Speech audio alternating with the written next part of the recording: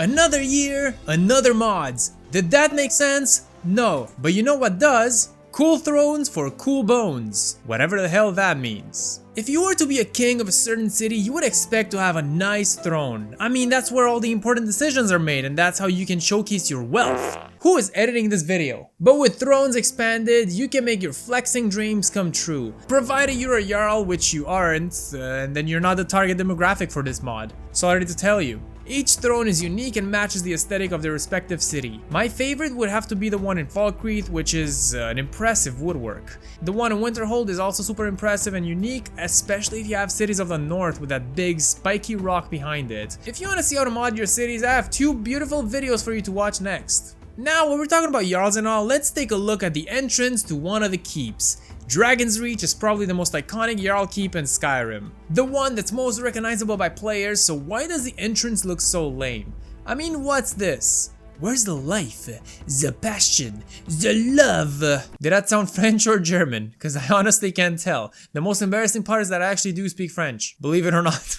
But with lush DragonsReach pools, you can add so much detail and life to the entrance. Some will say it's excessive, and to that I would say, okay. So is your mom. I really like what it adds, and it's something I didn't know I needed until I got it. Just like today's sponsor, we don't have a sponsor for this video, so make sure to leave a like. The guardrails on the bridge will have these nice leaves and moss on it. There will be more plants surrounding the water, and if you're worried about the floating skeleton, don't worry. The mod doesn't remove it, so it just gives it a nice and cozier home. Now let's look at Occult Orphan Rock, changing this weird empty rock formation into an occult ritual site. I mean, this looks like a perfect place to sacrifice a stinky Nazim lover like Ethel.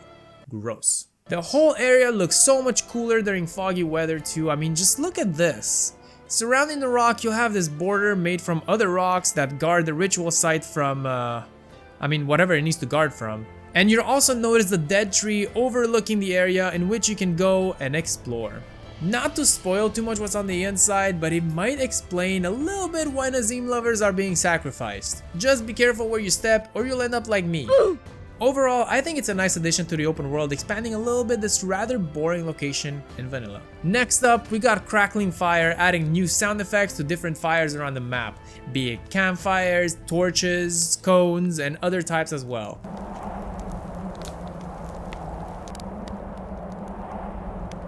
This includes 25 new sound loops, so you're sure not to always hear the same sound over and over. It does not change the fire magic sound, so if you want to update those, you'll need to download another mod for that. And one thing to keep in mind is that the mod overwrites vanilla audio files, which makes it incompatible with other mods that do the same thing, but the good news is that it comes with a faux mod, so it gives you a little customization. Faux mod! Next up, we got Flame VFX for a very subtle but cozy change to the candlelight, now making it a little warmer and more yellow, adding some extra warmth to locations. This would especially have an impact if you have an EMB, and will give you a nice and cozy vibe whenever you come home from your adventures or whenever you just want to relax at an inn. And now we have Modern Lighting Overhaul, a lightweight lighting mod, removing fake light sources and generally makes lighting more realistic. This is not the first mod of its kind, but is the most recent and modern version. It was built with community shaders in mind, but it also works with EMB. Personally, as an EMB user, I wouldn't use this mod since it makes everything darker, and I honestly don't mind the artificial light sources as long as the game looks good and things are visible. But if you're a community shaders user, I recommend you give it a try and see the before and after for yourself. Although, sometimes I'd argue it looks even better even with an EMB, such as this raining scene in Riverwood. I mean, damn, that's cozy. One thing I would also like to highlight is that it amplifies the non-fake lighting like torches, since everything around it is so dark, which makes hiding in the shadows a lot cooler. Granted, the mod does not change anything related to sneaking in the shadows, but if you had a mod that works with that, I think this mod would work really well with that. Now this is a Skyrim mod that I truly love. Call me an AI shill all you want, but if AI can make modding better, I'll take it. Don't take my words out of context. I'm talking about mods, not AAA games. There's a difference. And Shouts of Stallholders adds a good amount of new dialogue lines for all vanilla stall sellers, which prevents them from saying the same thing over and over again. While repetition can be a good thing for business, no one will ever trump that 1 pound fish guy. Come on ladies, 1 pound fish, very very good. £1 fish, very very cheap, £1 fish. These lines are well implemented into the game and will have the respective voices of whoever says the line. Got something to sell? Come and talk to me. Gleaming jewels at excellent prices. Try the best food in Skyrim. Come! Come and get your fruit and vegetables. Tasty bread too. Try the best. If you've seen my videos before, you know how these mods go. What's that? This is the first video on this channel that you're watching? Well, now's a good time to subscribe, baby. What? You don't want to subscribe? How about now? The mod is very compatible, so you can add it to pretty much any mod list and works with pretty much any other voice lines mod. So yeah, compatibility wise, really good. Now, why are the rivers of Skyrim so clean? I mean, think about it. This is a big land that is filled with rivers. Around the rivers, there are often trees. What happened to all the trees that fell in rivers? So you're telling me that someone comes and cleans the rivers every now and then? What is this, Mr. Beast in Skyrim? This joke didn't age well, did it? Well, with river debris, you'll be able to spot debris, mostly fallen trees in the rivers of Skyrim. It's one of those really cool immersive detail mods that your boy really loves, and it makes sense within the world. I mean, the Nazim lover here, not included in the mod. Sadly, it should have been. Alchemy ingredients are boring. I just gotta be the one to say it. I mean, no one else will. But you know what they need? A square bowl. And Skyking knows what's up with Skyking alchemy ingredients. Jokes aside, these new textures / models look so much better. It makes you want to pick these ingredients up and just... This sucks. This is the shit. It's not just the ingredients and bowls that change, but I would argue this is the biggest difference. It makes Skyrim just that extra 1% more modern, especially if you're using Skyking's all-in-one texture mods that were missing these items before, so now your game is a little bit more complete and makes them stick out a little more, making them easier to find and loot. One of my favorite activities as a kid when I went to the beach was picking up shells. You can ask my mom. I used to pick up all the shells on the beach and then put them into a jar and then go back home and forget about that jar, so whenever we opened it, it smelled like death. Core childhood memories. And when I learned that you can now do the same thing in Skyrim, I just flipped. So I have to shout out Shores of Skyrim.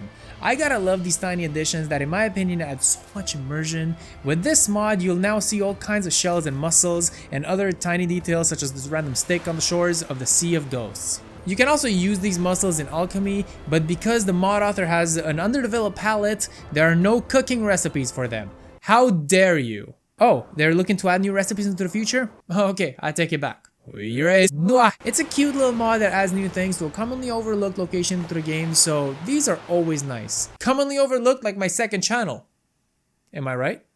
Do you wish Skyrim was a little bit more like Fallout New Vegas? Do you wish any other game was more like Fallout New Vegas? Do you wish that Fallout New Vegas?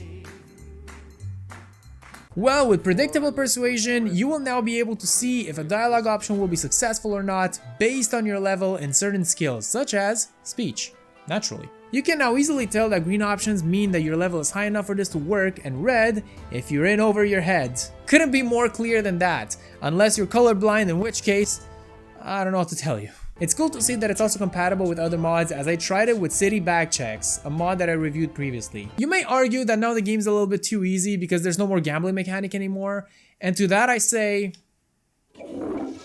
Riverwood is one, if not the coziest village in Skyrim, and what it needs is protection, because those poor sods don't even have a wall. Until they do. And with Ivy Gates of Riverwood, you'll make the main gates of the city automatically open at 6 AM and close at 7 PM to keep the unwanted danger out. The mod also adds a fortified guard tower, defensive walls, and ivy leaves on the roofs of the wall and make the town even cozier. And I'm not done! As a bonus, I want to shout out Riverwood Windmill Apothecary that adds this cool windmill into the town. Riverwood Timber Rest, adding this very cozy player home just outside the main road. A freaking treehouse looking home, guys. Riverwood Well add-on, giving these poor people some water to drink. Riverwood Small add-on for this really cool wedding altar, cause why not? And finally, Faendal Home Overhaul to give this poor old sod a house. Cause until now, he's been sleeping pretty much wherever he found shelter, or if you marry Camilla, he would randomly start coming over and sleep at your house, for some reason. Anyway, this collection of small mods kinda makes me miss making city videos. So I guess I'll tease you guys a little bit with this little section here. and still procrastinate on making another city video. But hey, there's also Iverstead Well, cause why not? But before we end this video, I just wanted to quickly show the armors that I've worn in the showcase. The first one is Ashtoreth, FrostWarden Regalia, featuring a really cool high-class blue noble Nord robe with very cool physics. I mean, damn, eyes moving left, right, left, right. And my personal pick for this video is Obi's Gladiator armor, a really cool female gladiator set, 100% history accurate and protects your most vital of parts. Also comes with a really cool helmet that I've had on and on in this video. What I want to do is start showcasing a few armor mods, and then at some point throughout the year, I'll make a collection and dedicate a whole video to just my armor picks for the year. Until then, I guess we're gonna go video by video showcasing new armors. And if you enjoyed this video, be sure to leave a like and subscribe if you're new.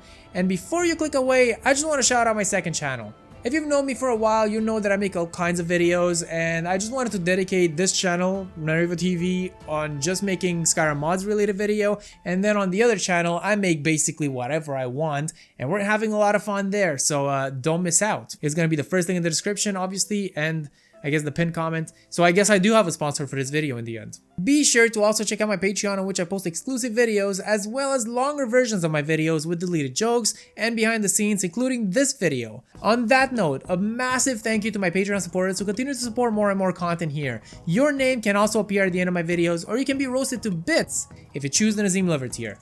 Now you have two choices. Bang, bang. It would be so awkward if that wasn't timed. Let's do it again. Bang, bang. No, I can't do it again. I can't take him off. So they're on the screen. I cannot take him off the screen until the end of the video. So come on. And now leave me alone.